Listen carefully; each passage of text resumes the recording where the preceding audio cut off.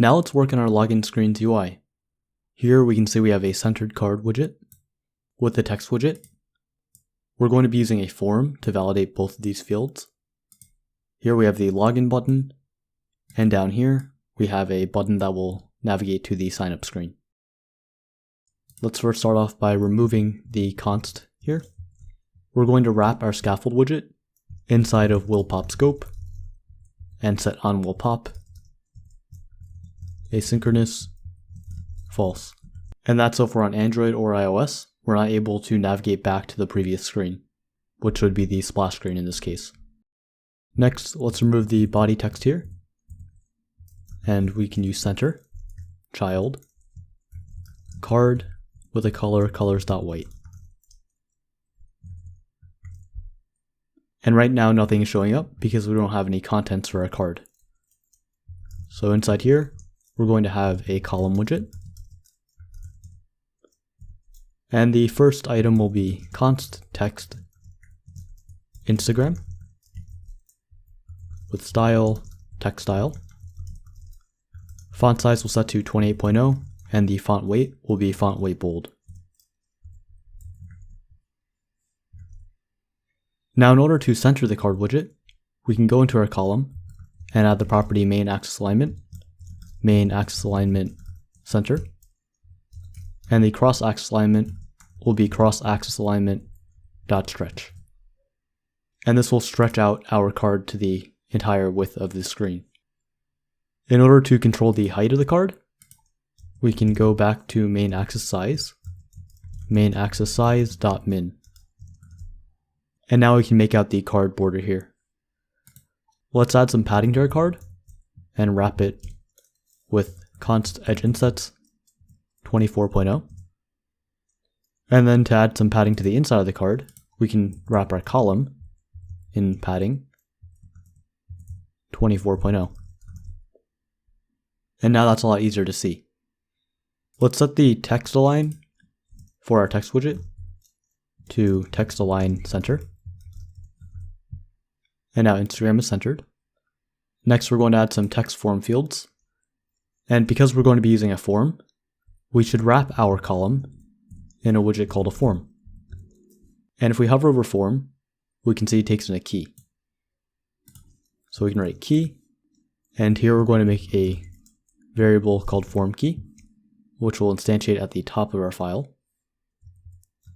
Final global key form state. Form key is equal to global key form state. And the reason we need the form key is so we can actually validate all the fields in our form by accessing our form key and then calling .validate. Next, we're going to use a sized box to add some spacing, height 12.0, and then add our first text form field. This will have decoration, input decoration, hint text, email. We need the onChanged, which will give us back a value. And for now, we'll print out the value. And then we need a validator. So when formKey.validate is called, this validator is going to run, and it might give us an error underneath the text field. So we want to check if the email contains an @sign. And this email validation is very bare bones. You could also use regex to ensure the email is valid, but because Firebase also checks if the email is valid, we're just going to go with this. Please enter a valid email. So if there's no @sign, then we show this error message. Otherwise, we don't show an error message, so we put null. Let's save that, and we can see the email field now. We can show the simulator keyboard on iOS by hitting Command K, and you can see how the entire card is pushed up. We don't want that, and we can fix that by adding resize to avoid bottom inset and setting that to false for our scaffold. And now if we click on email, the form doesn't resize. And we also have another issue. If we try to click anywhere outside of this text field, the keyboard doesn't go back down.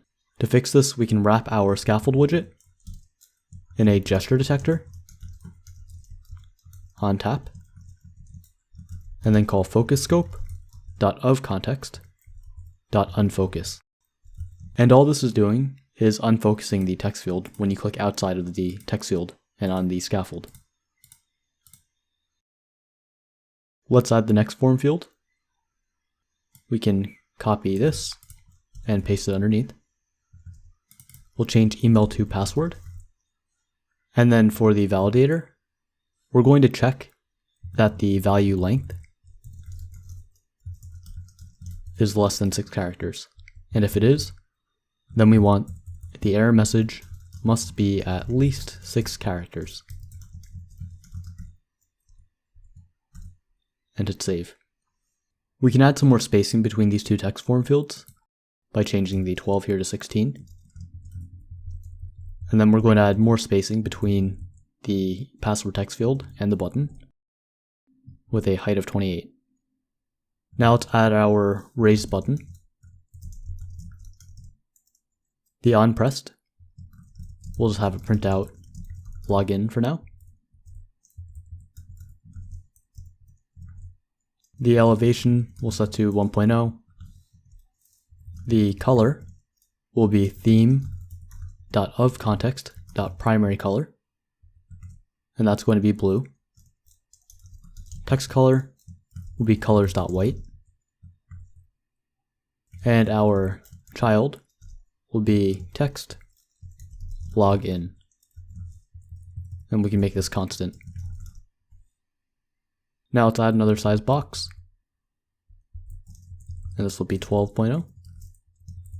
Copy our raised button. Underneath here, we'll set the color to colors gray, 200. The text color will be colors.black for the greatest contrast. The on press here, we should navigate to the sign up screen. And then the text will be no account, sign up. And now we have successfully created our login screen UI.